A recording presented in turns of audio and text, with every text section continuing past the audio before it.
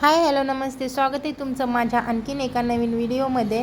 तर मी आज तुम्हाला मुंडीची भाजी कशी बनवायची ती सांगणार आहे। हे तर आहे मटण, पण हे कुकरमध्ये आहे, ते आहे मुंडी। माझे मिस्टर मुंडी खात नाही, त्यासाठी त्यांच्यासाठी मटण आणले आणि माझ्यासाठी मुंडी कुकरमध्ये छान अशी शिजवून घ्यायची। 4-5 शिट्ट्या तरी लागतात, तेव्हा मुंडी छान शिजते। कांदा, टोमॅटो, खोबरं ह्याचं सगळं वाटण करून घ्यायचं। ते छान असं वाटायचं, एकदम बारीक पेस्ट वाटायची।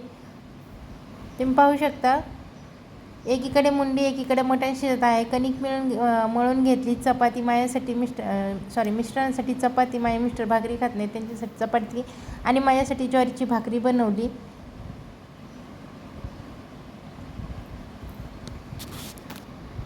व्हिडिओ आवडल्यास व्हिडिओला लाईक, शेअर, सबस्क्राईब नक्की करा।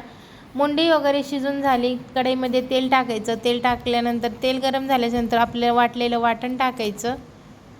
तुम्ही पाहू शकता, वाटलेलं मी मसाल्यासुद्धा लसूण, आपला घरगुती लसूण टाकलेला आहे, तरी पण मी जोयाची अद्रक लसूण पेस्ट वापरते।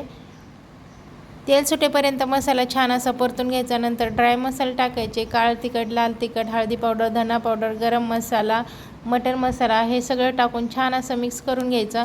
आपण शिजवलेली मुंडी ती त्याच्यात टाकून घ्यायची। मुंडीचा रस्सा हा खूप छान लागतो खायला। मुंडीमध्ये मटण नसतं, सगळे हाडकंच असते, तर पण त्याचा रस्सा हा खूप छान होतो। तुम्ही पाहू शकता, छान अशी एक उकळी काढून घ्यायची, कारण आपली मुंडी अगोदरच शिजून घेतलेली। 4-5 शिट्ट्या कुकरला लावून घेतल्या होत्या मी, छान अशी शिजलेली आहे। फक्त एक उकळी काढून घ्यायची, थोडीशी कोथिंबीर टाकायची वरून।